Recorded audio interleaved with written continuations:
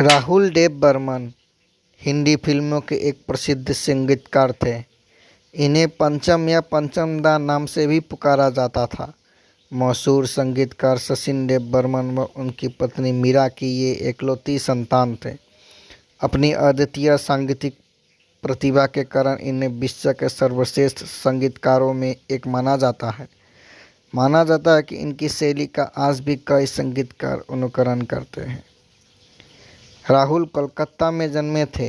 कहा जाता है बचपन में जब ये रोते थे तो पंचम सुर की ध्वनि सुनाई देती थी, जिसके चलते इन्हें पंचम कहकर पुकारा गया।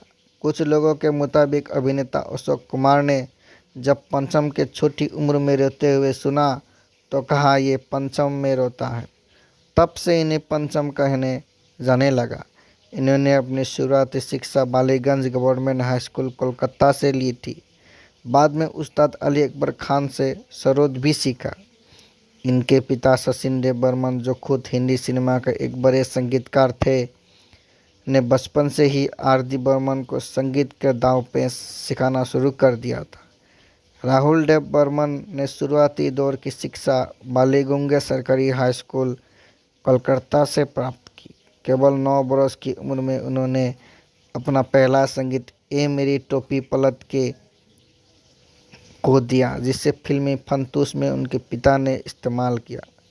छोटी सी उम्र में पंचम दा ने सर जो तेरा चकराए की धुन तैयार कर लिया, जिसे गुरुदत्त की फिल्म प्यासा में लिया गया। उनके द्वारा बनाए गए संगीत उनके पिता एस.डी. बर्मन के संगीत की शैली से काफ़ी अलग थे।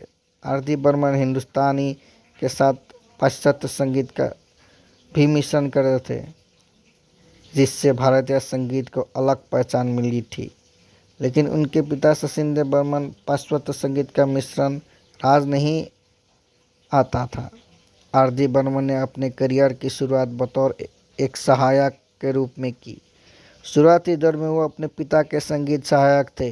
उन्होंने अपनी फिल्मी करियर में हिंदी के अलावा बंगाल, तमिल, तेलुगु और मराठी में भी काम किया। इसके अलावा उन्होंने अपने आवाज़ का जादू भी बिखारा।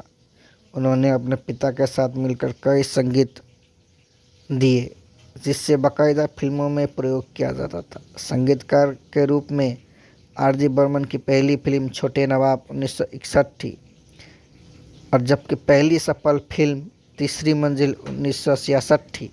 70 के दशक के आरंभ में आर.डी. बर्मन भारतीय फिल्म जगत के एक लोकप्रिय संगीतकार बन गए।